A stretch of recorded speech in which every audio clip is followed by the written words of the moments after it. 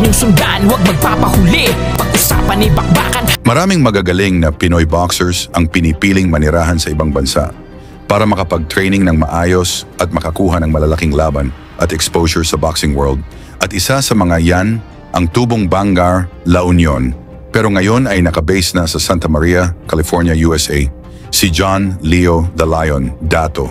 May kartadang 16 na panalo, 1 talo at 10 knockouts.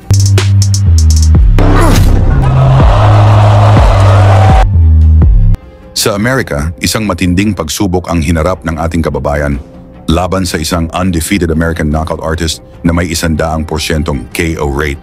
Walang iba kundi si Jesus Rizzo. May 12 panalo, 12 at lahat ay knockouts. Halika mga boxing fans, panoorin natin kung paano pinatunayan na hindi basta-basta si The Lion ng La Union laban sa knockout artist na si Rizzo.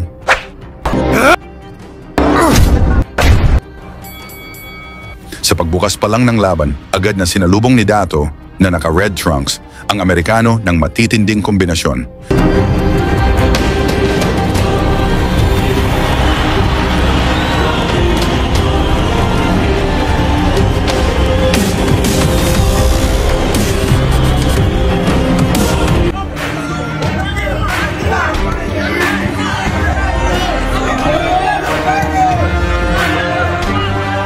Sa pangangalahati ng round 1 ay walang tigil ang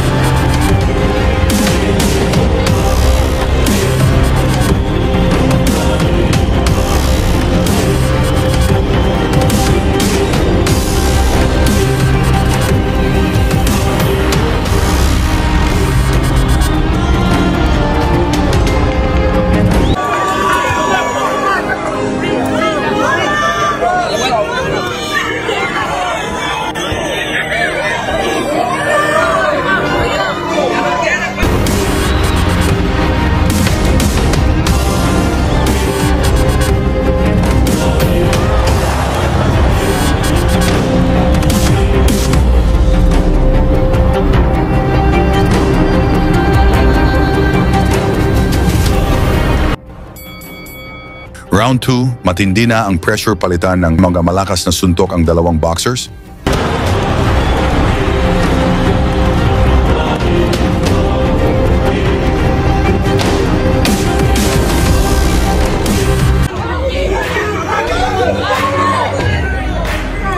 ganon pa man ay batindi rin kung bumanat na itong Mexicano.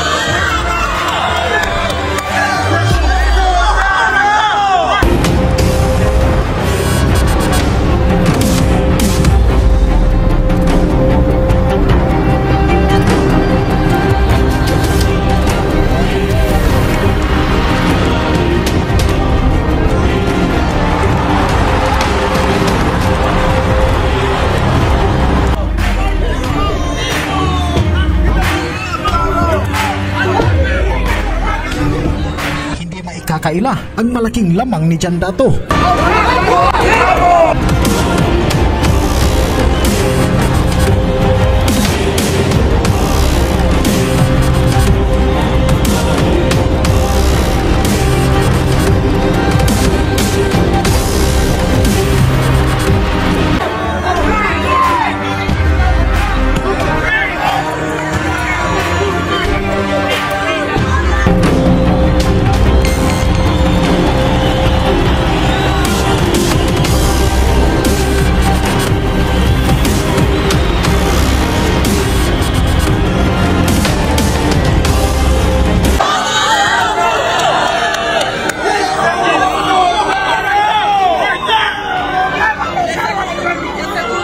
Nagawa na ng Pinoy na dalhin sa lupa.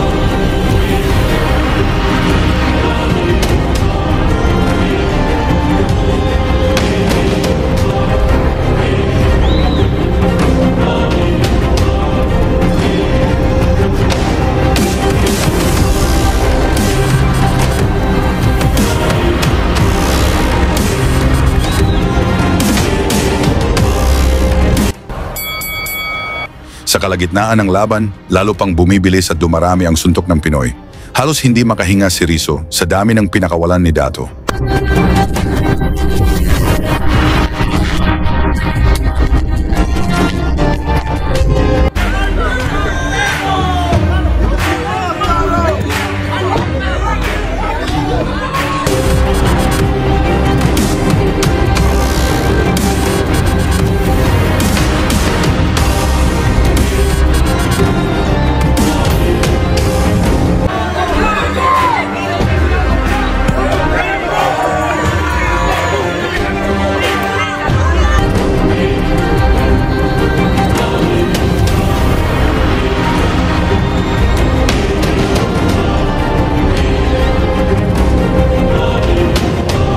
Nasyon na pwedeng ibato sa kalaban.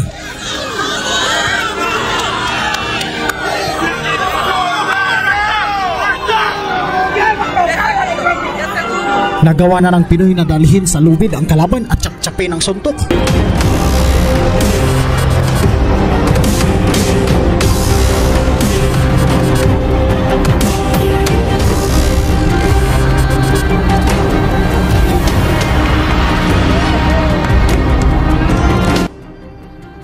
Kahit marami na ang naipatama ng Pinoy, matigas din ang panga ni Rizzo. Kahit ilang beses binanatan ni Dato, tuloy pa rin ito sa paghanap ng isang knockout punch.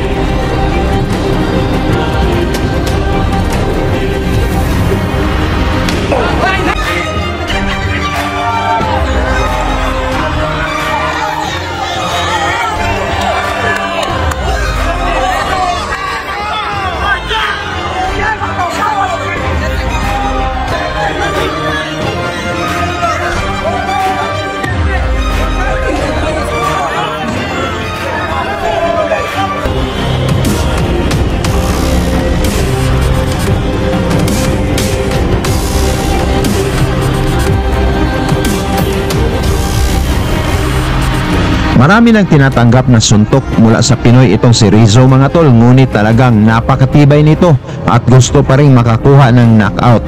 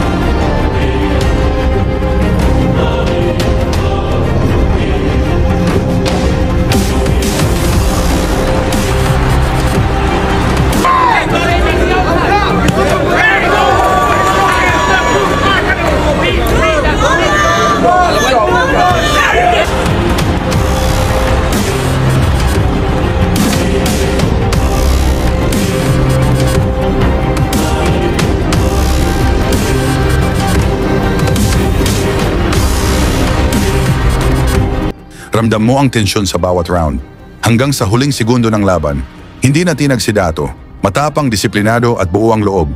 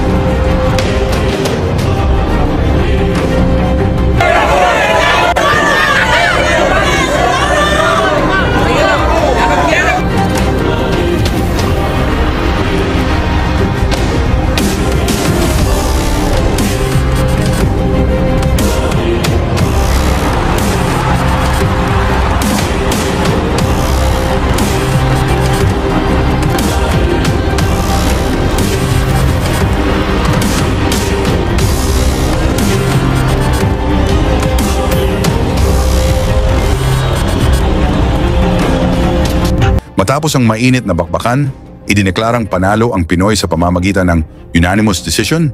Ibang klase talaga ang puso ng Pinoy boxer. Si John Leo the Lion. Dato, pinatunayang kahit gaano pa kalakas ang kalaban, walang tatalo sa tapang at determinasyon ng isang tunay na mandirigmang Pilipino. Huwag kalimutang mag-like, share, follow or subscribe para sa mas marami pang kwentong boxing ng mga Pinoy sa buong mundo. Lagi niyong sundan, huwag magpapahuli. Pag-usapan ni bakbakan, balita niya at laban. Mga Pinoy na di nagpapagapi. Salamat sa mga suporta na lagi nandyan.